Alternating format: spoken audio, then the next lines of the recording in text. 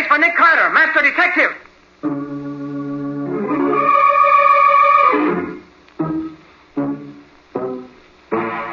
Yes, it's the case of the Dictaphone murder. Another case for that most famous of all manhunters. The detective whose ability at solving crime is unequaled in the history of detective fiction. Nick Carter, Master Detective.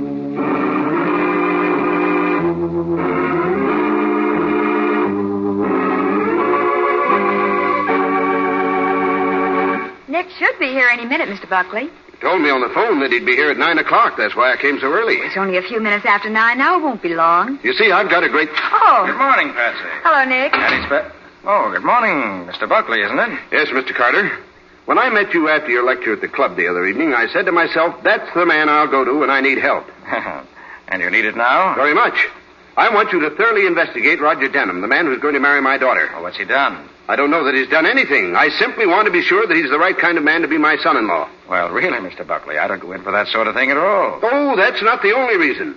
The Buckley Corporation is going to build a large new office building, and Roger Denham has been awarded the contract for the work. I want to know that he can carry it out successfully. Mr. Buckley, I deal for the most part in crime. It interests me, and I've made it my life work. What you're asking me to do does not interest me. Furthermore, I don't have the time for it. I see. Well, perhaps this will interest you. It's an anonymous letter I received in the mail this morning. I don't put much stock in such things, but, well, here it is. Roger Denham is married, has been for 6 years. His wife is now on her way to the Royal Arms Hotel. Better warn your daughter. Does that interest you, Mr. Carter? Not very much. Information like that can be checked too easily to offer any problem as far as I'm concerned. Nothing very mysterious about this note. It's typed on a decent grade of paper by a fairly good typewriter. Half of the letter L is missing because of a defective type bar, and there's no threat in it, except one fact. I'm sorry you won't act for me, Mr. Carter, but I suppose you'll have your reasons. Nick Carter's office, Patsy Bowen speaking. Oh, morning, Patsy. Nick there? Oh, yes, he is. Just a minute. For you, Nick, Sergeant Mathison. What got you down to your office so early, Matty? What do you mean, office? I've been there, and now I'm up here at the Royal Arms. If you're not busy, you might take a run over here. What's up? Murder. Guy named Roger Denham. Did you say Roger Denham? I did. Why? Friend of yours? No, just a coincidence, that's all. What about Denham, Mr. Carter? What's the story, Matty? He's been strangled to death. If you're not busy... I'll be right over. What room? 312. I'll wait for you, Nick, but make it snappy. I will. So long. Mr. Carter, has something happened to Denham? Buckley, when did you see him last? Yesterday evening. I called on him at the hotel to see if I could find out something about him personally. Why? He's just been murdered. Murdered? Denham? Yes. Police are there in his room now. Let me have that letter again. Yes, of course. Here. Thanks. Top of the morning to you, Patsy. Nick? Hello, Waldo. Don't bother to sit down, Walter. You and I are going out immediately. We're going to look into a murder.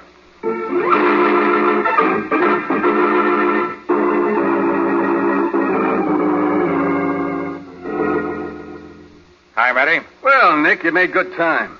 It's only 9:30. Yep. Oh, hello, Buffalo Bill. Well, if it ain't the terror of the police force himself. Stuck, are you? No, I'm not stuck. Just thought Nick might like to have a look-see. Right, Matty. What have you found so far? Well, there's the body, Nick, right on the floor where we found it. He was strangled by some guy with an enormous pair of hands. You can still see the marks on his throat. Must have been a struggle the way the room was upset, but it wasn't robbery. Nothing is missing as far as we can tell. Any fingerprints? No, not a one. Maid found the body when she came in to clean about 9 o'clock. Coroner says death occurred about 8:30 this morning. All-night party or an early morning blowout? I checked with the room clerk, and he says he saw no visitors this morning, but the telephone operator says a guy named Johnny Casper called about 7:45 this morning. She said she knew his voice because he'd called so often before. If he came here, he'd know the way without asking at the desk. Yeah. Said she wasn't listening, but she gathered from what she just happened to hear that Casper wanted to see Denham right away. Well, we can look into that when we... Wait. Room 312. Is Mr. Denham there? Who's calling? Mr. Allen of the Buckley Corporation. I'd like to talk to Mr. Denham. What do you want to talk to Denham about? Who are you? This is Nick Carter. I'm sorry to say you can't talk to Denham. He's just been murdered. Denham? Murdered? Did you say murdered? I did. What do you want to talk to him about? Why, I'm the chairman of the board for the Buckley Corporation. We've just awarded a contract to Mr. Denham for the construction of the Buckley building, and I wanted to make an appointment with him to settle a number of details. And you say he's... Unfortunately, yes, Mr. Allen. It's terribly unfortunate. Well, goodbye. Goodbye. Some friend of Denham's, Nick? Business acquaintance, apparently. Wanted to make a date with him. It's a little late for that, I'm thinking. Hey, Nick, here's something. Yes, what is it, Matty? It's a piece of silk. Pocket off a shirt, I'd say. Found it clenched in Denham's fist. Must have been ripped off in the struggle. A clue, by golly. Now we can start investigating, Nick. Looks like it. Matty, will you let me have this? Oh, now look, Nick, that's the only real piece of evidence we got. I know it, and I'll take care of it. Just want to find out what Mills made it and what they did with it. Oh, but Nick, look, why Now, can't... look, I can do it faster than you can, Matty. You know that. Oh, I suppose so, but I Thanks. Yeah. Waldo, suppose you dig around and find out what Mills this piece of silk came from. Shouldn't be difficult because there's a flaw here in the weave. Should make identification easy. You better get going. Legwork. Always legwork for Waldo. A good detective like me, and I ain't allowed to detect. A good detective follows orders, too. Don't forget that. Oh, sure, Nick, sure. I was just... So long, Waldo. I'll see you at the office later. Okay, Nick, okay. Well, Nick, I guess there isn't much else here we can see. I'll just take a look around while I'm here. Yeah. Huh? Room looks as if somebody been through it, looking for something. The way it's all upside down. Yeah, that's what I thought. What do you suppose he was looking for? I wouldn't know, Matty. You see this? Huh? This piece of wire sticking out under the closet door? No, what is it? Well, let's see. Hey, it goes up the closet wall and through the ceiling. The maid still here? Yeah, right outside. Hey, maid! Yes, sir? Who lives in the room over this? Nobody, sir. It's empty. Or it was yesterday afternoon when I cleaned it up about 4:30. That sounds suspicious in itself, an empty hotel room these days. Royal Arms. Desk clerk, please. Desk clerk. This is Nick Carter on the murder of Denham. Who has room 412? Mrs. Denham has it now, sir. Mrs. Denham? Yes, sir. When did she come in? Just a few minutes ago. Denham reserved the room yesterday for friends, he said. When Mrs. Denham came in, I supposed he meant it for her, so I gave it to her. I called Denham to check, but got no answer. What time was that? About 5 minutes to 9. Do you know anything about a wire in the closet of 312? A wire? No, Mr. Carter, I don't. That's all, thanks. Matty, I believe this wire is a part of the answer to this murder. Yeah? Let's go up and have a... Hey, that came from upstairs, Nick. Mrs. Denham, come on, Matty, hurry.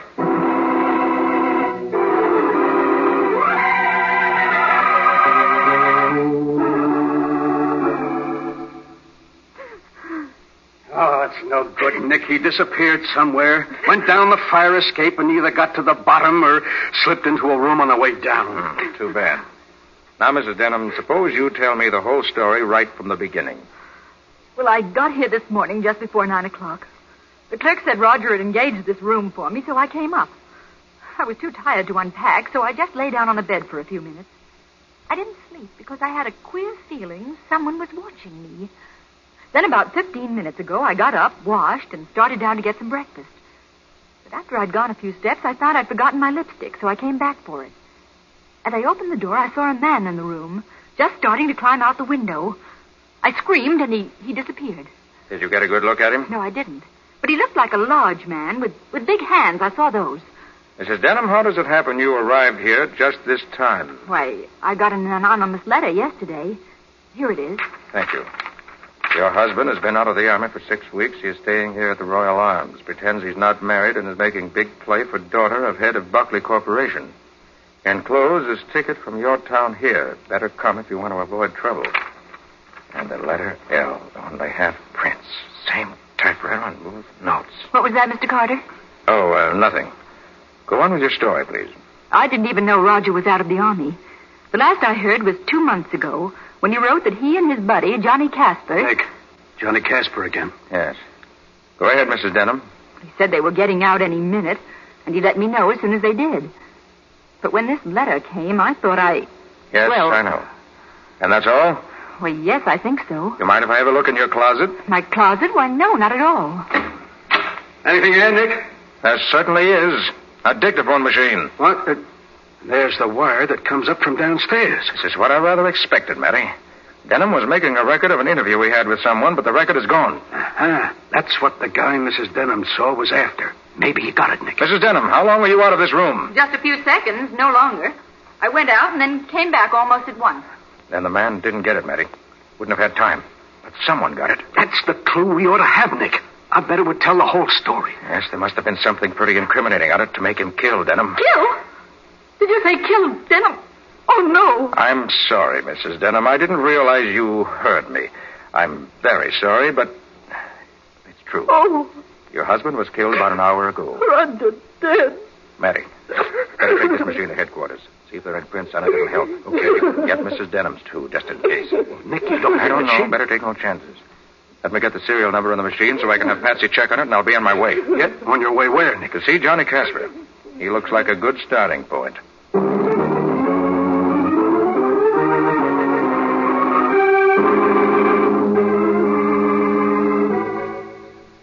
You see, Mr. Carter, we were buddies in the service. I liked Roger, so when we got out, I brought him back here with me. He'd been a contractor in a small town about 100 miles north of here, and I thought perhaps we could go in business together. I'm a contractor, too, you know. No, I didn't. Oh, yes, I've done some pretty big things for a young fellow. Well, anyway, I introduced Roger to Mr. Allen, the chairman of the board of the Buckley Corporation, and to Buckley himself. Then I took him up to Olive's house one night. She's Buckley's daughter. I was engaged to her at the time. Well, I introduced him to her. What a heel that guy turned out to be. Just how do you mean, Casper? Well, instead of bidding on the Buckley building with me as partners, he submitted a separate bid of his own. And he entertained Allen and every member of the board at parties. And he made a big play for my girl behind my back. Knifed me every way he could. My pal. You say you were engaged to Miss Buckley. You're not now? Oh, I'll say I'm not. 2 days ago, when I called her to make a date, she told me we were through. She was now engaged to Denham. So you have little reason to like Denham. I've never hated anybody in my life the way I hated that man. Where were you this morning about 8 o'clock? This morning? Why, I was right here in bed. You're sure? You weren't at the Royal Arms talking to Denham? What in heaven's name makes you think Answer my question, Casper. Were you at the Royal Arms? Why, no, Well, yes, I was, too. Why should I deny it? I went down to tell Roger to lay off my girl. I'd tell his wife what was going on. And what did he say to that? He told me to go as far as I liked. He was on top, and he was going to stay there in spite of the devil and me. Did you two have a fight? With words, yes, but that's all. Got so mad I left him and came back here to think. I see you have a typewriter. You mind if I tried? Why, no, go right ahead. Thanks. So it was you who wrote those anonymous letters to Buckley and to Mrs. Denham? Yes, I did. I'm not ashamed of doing it. I hated Denham. Enough to kill him? Yes, but I didn't. I saw too much killing in the war. It's funny, isn't it? I bring my buddy back here to help him out, and he cheats me out of everything I want. Underbids me on the Buckley job and even steals my girl. What a laugh. No, I didn't kill him, but I wish I had long ago.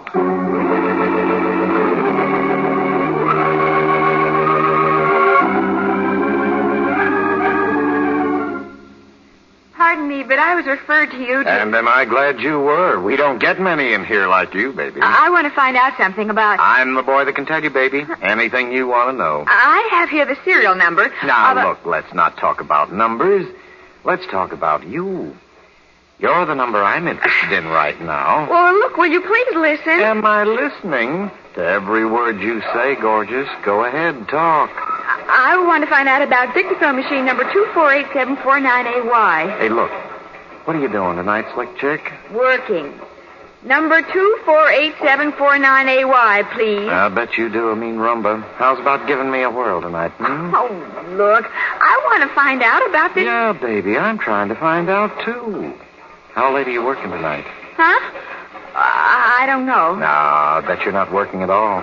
Just stalling me along to see how far I'll go. Well, I'll go a long way for you, good-looking. Oh, will you please? Listen, Reb, how's about letting me call you when I get through tonight? Have we done together? I'm exactly crazy.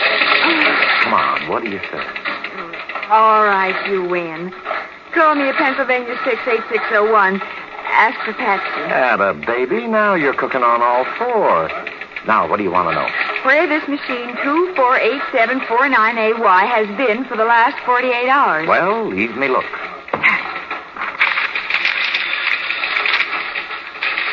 248749AY. least to a guy named Roger Denham yesterday afternoon. Not back yet. That make you happy, baby? Getting the information does. Thank you. Hey, you can't go like this. It's almost my lunch hour.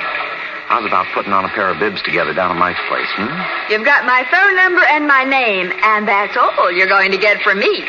Goodbye. Oh, don't be like that, gorgeous. I just want...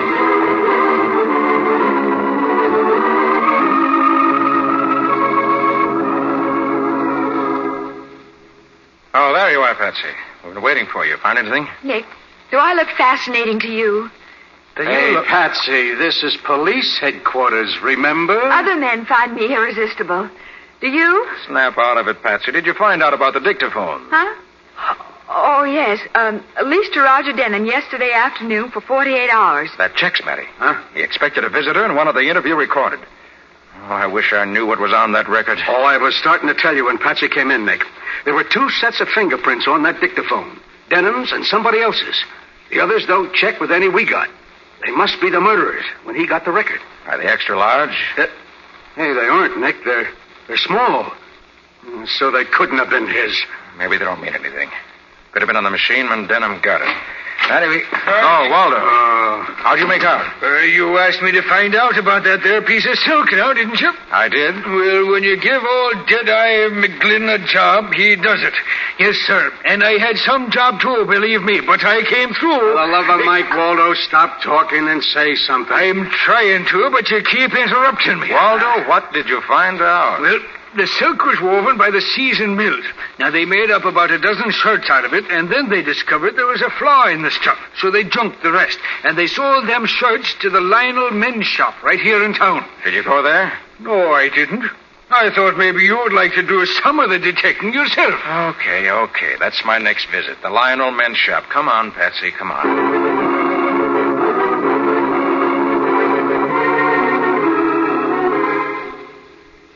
This is Buckley speaking. This is Nick Carter, Mr. Buckley. I find that you bought a dozen white silk shirts from the Lionel shop a few months ago. Yes, I did. They offered me a special price, I recall. Why? Did you keep them all yourself? Why, no, I didn't. I got them just before Christmas, and I gave several of them away as presents. Could you tell me to whom you gave them? Well, now, let me see. I remember giving Alan 3 of them, and I kept 5 for myself, I think. And the others... Oh, yes. My daughter Olive gave the rest to Johnny Casper so he'd have some when he got out of the Army. They were going around together at that time. Nobody else got any? I believe not. Couldn't swear to it, of course. All right, thanks. Sorry to bother you. Goodbye. What do you say, Nick? He kept some, gave some to Alan, and some to Casper. Casper? We keep coming back to him, don't we? Seems so. He certainly had a motive. But if he did it, where does the dictaphone come in? Yes, I see what you mean. But who else is there? Alan? Well, I suppose we better check on his whereabouts at the time of the killing this morning. Mustn't leave any stone unturned. Come on.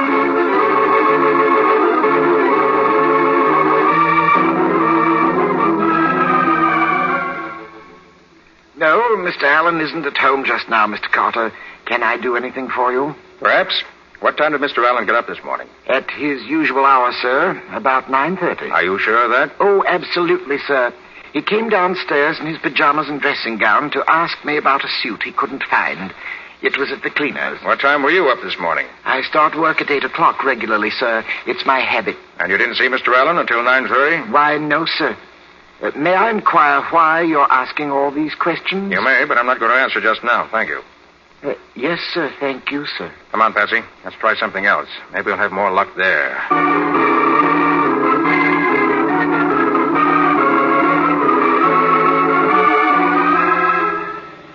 Well, Nick, you going to check up on Mr. Buckley?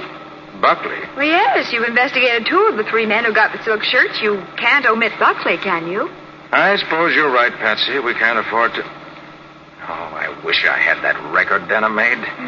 That would probably tell us the motive. Just now, we are completely missing a motive. Well, Casper had one. But as you've said, that doesn't account for the record. No, it doesn't. I wonder... Huh? What is it, Nick? Wait. I want to call Matty. I'm going in the drugstore here. Okay.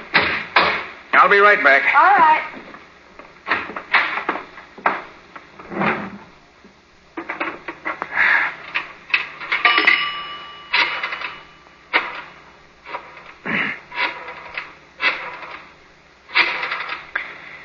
Homicide, Sergeant Mathison. Oh, Matty, Nick, tell me. When you examined the prints in the dictaphone, did you find any of the smaller prints lapping over Denham's prints? Why, come to think of it, yeah, Nick. Some of the little prints were on top of Denham's. Why? Thanks. I'll see you later. Bye. What's going on, Nick? I think I know now where the missing dictaphone record is, Patsy, and when I get that, I should have the motive. And the murderer. Let's go, Nick.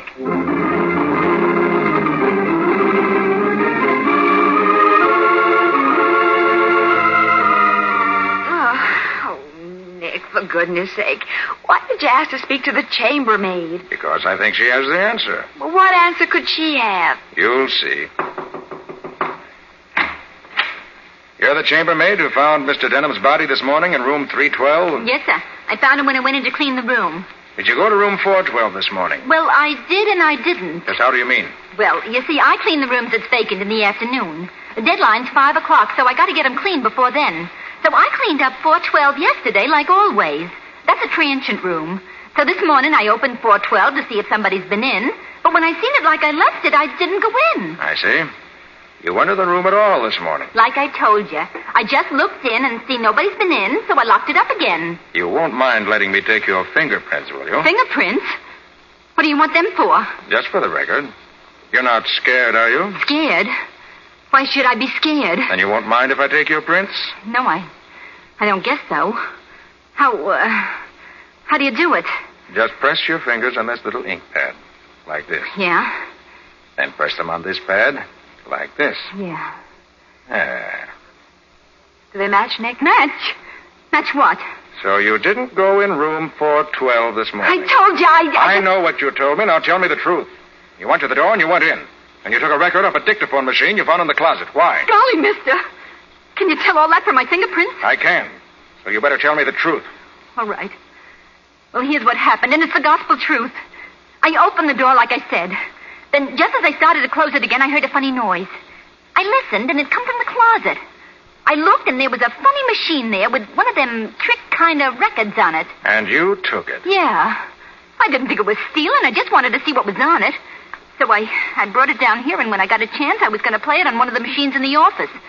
But I've been too busy. Do you know that Denham was killed for that record? Honest, mister? And if the murderer finds you've got it now, you're next. Gee, I wouldn't like that. I don't want to be killed. And you better get me the record right now. Sure. Sure, mister. I got it hidden in one of the cleaning closets. I'll get it for you, honest. You wait right here. We'll wait. And then we'll play the record, Patsy. I've got to know what's on it.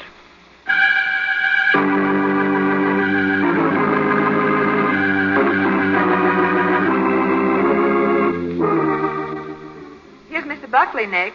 Sorry to be late, Mr. Carter, but I got held up in traffic. It's quite all right, Mr. Buckley. Now that you're all here, Buckley, Allen, Casper, and Sergeant Mathison, I'll tell you why I called you together. As you know, Roger Denham was murdered this morning in his hotel room, strangled. The only real clues we had were the prints of an unusually large hand on Denham's throat and a silk shirt pocket, evidently torn off during the struggle. We traced the shirts and found that each of you three men had one or more of those shirts. Casper has no alibi for the time of the killing. Allen, according to his butler, has. And Buckley we don't know about. If you'd asked me, I could have told you where I was. I'm sure you could, Mr. Buckley, right to the very minute, no doubt. So any one of you might have owned the shirt with the torn pocket. We had to get at it another way. Motive. Which of you had the strongest motive to kill Denham? Buckley and Allen don't seem to have any reason. But Casper did. Now, look here, Carter. Are you trying to pin this on me? Sit down, Casper, and wait until I finish. I won't pin murder on anyone unless it belongs there. As I said, we needed a motive. But it was only late this afternoon that chance, plus a rational and logical elimination of other possibilities, gave me the answer. I now have the motive, and with it, the murderer. And what is it, Mr. Carter? Yes, don't keep us waiting this way. Here it is. Listen. All right, Patsy. Right. Hello, Allen. What brings you out so early in the morning? I think you know, Denham. Stop that machine. Give me that record. What's the trouble, Mr. I Allen? said stop that machine. I owe you Take some. that record and now. I want these gentlemen to hear what it says. Confound you, Carter. I'll put a bullet right in. Put a bullet nowhere, murderer. Give me that gun. Come on. Give it to me. That's better. All right, gentlemen. Now that Mr. Allen is quiet again, I'd like you to hear the rest of this record. Start it again, Patsy. All right. Hello, Allen. What brings you out so early in the morning? I think you know, Denham. Little matter of money. Money? What money? Do I owe you some? Hey, what is this? You trying to kid me? No, indeed. I just don't understand. Oh, no? You bid on the contract for the construction of the new Buckley building, remember? That's right. You were not the low bidder. You came in second. You were over $50,000 higher than the low bid. Right again. I reported to the board that I was convinced that the low bidder was not equipped to do this job and recommended giving it to you in spite of your price. That's very decent of you, Allen. Decent? You promised me $10,000 if I got you that contract. That's why I'm here. I want half of that $10,000 now before the contract is signed. Hey, Allen, I never promised to pay you to give me that contract. I don't do business that way. Why, you double-crossing gip artist. You'll pay me what you promised or that contract will never be signed, I promise you. But the board awarded it to me. On my recommendation, and they'll award it to someone else if I don't get what's coming to me. I boss that board, and don't forget, they do what I say. And you're going to do what you said you would, or else. That's the end, Nick. That's the most incredible thing I ever heard. So Allen tuned. Mr. Allen, would you care to tell us what happened after the record was shut off? Nothing. I left at once. May I see your shirt? No. Yes. Here, open your vest. That's a good boy. Nick, he hasn't changed his shirt. His pocket's missing. Very probably didn't even know it was gone in all the excitement of the murder. And if further proof is needed, I believe his hands will correspond to the marks on Denham's throat. I see you have unusually large hands, Mr. Allen. Denham was a louse. He shut the machine off and told me he'd been making a record of our conversation. Said if I tried to collect what he'd promised me, he'd take the record to Buckley. I knew that would ruin me, and so You killed him so you could find the record, so you could destroy it. I wouldn't have believed it possible.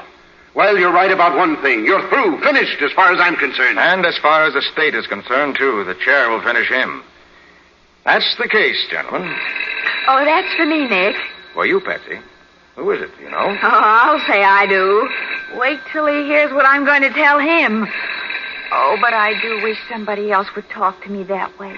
Just once in a while. Hello!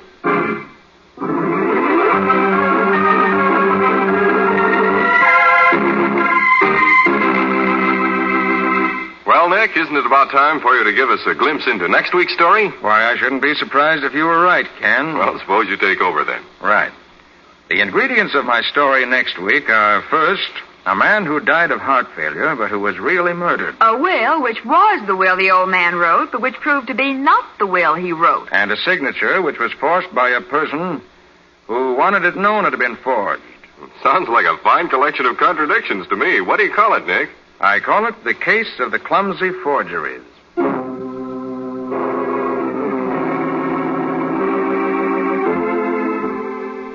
Nick Carter, Master Detective, which is produced and directed by Jock McGregor, is copyrighted by Street and Smith Publications, Incorporated.